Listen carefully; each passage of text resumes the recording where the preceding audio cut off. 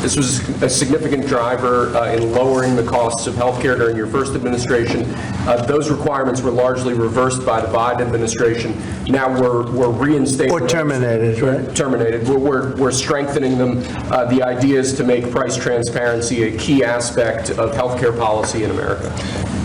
It's one of the biggest things that can happen to reducing cost in healthcare. It takes a little while to kick in, but Biden ended it immediately upon coming in, which was a terrible travesty, in my opinion, and we're going to start it up, and we've actually made it even stronger. Yes, sir. By a couple of major factors, right?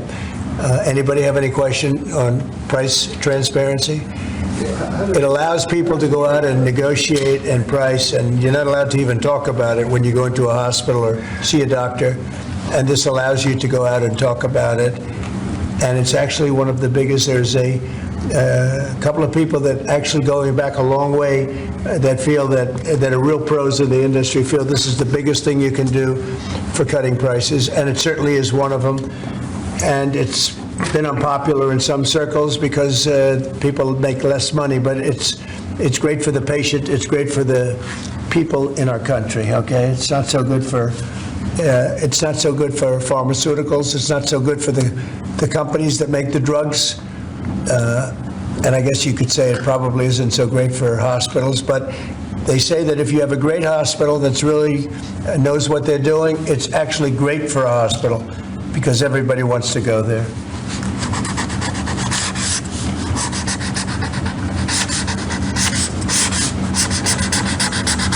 Okay.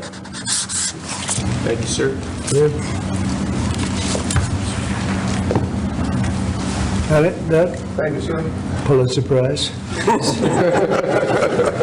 Okay. Thank you, sir. Next, we have for your attention, another executive order. Copper is a critical material, and the supply of copper is vital to our national security. In recent years, we've dealt with a significant issue of the dumping of foreign copper into the American market. That significantly impacted the domestic production and manufacture of copper and copper materials. This executive order charges your Secretary of Commerce with starting the process to potentially impose tariffs or other trade barriers to prevent this ongoing dumping of copper and to protect the American manufacture and production of copper. It will have a big impact. Howard, do you want to say something about that? You mind if I read one of your truths? Sure. So this is a truth that's about to go out. Like our steel and aluminum industries, our great American copper industry has been decimated by global actors attacking our domestic production.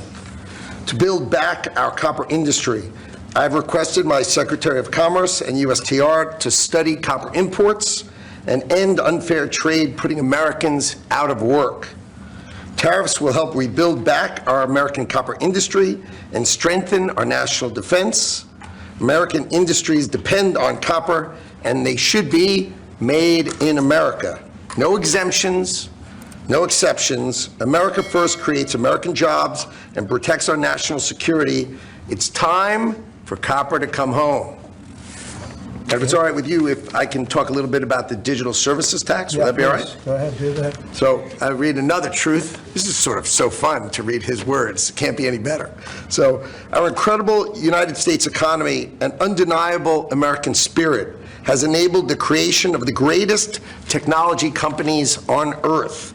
Our digital economy is bigger than most of the world's countries, and the market cap of even one of our companies exceeds every European country. Instead of empowering their workers and creating opportunities, foreign governments have instead tried to tax, fine, and hinder Americans' technology companies. Both friend and foe have been treating American tech companies harshly, as if our companies are their piggy bank. This will now end. It is my objective to level the playing field and end these attacks. We are putting these countries on notice to end their unfair treatment of American companies, large and small. Our companies are the greatest investors in the world. So our tech companies are the greatest investors in the world, and their investments will go only to where American companies are treated fairly. Our ingenuity, grit, drive, and perseverance have built America. If these countries want to participate in the AI industrial revolution, It's time to choose sides with America, not against us. And we signed that on Friday, sir. Okay, very big deal, right? Huge. Thank you.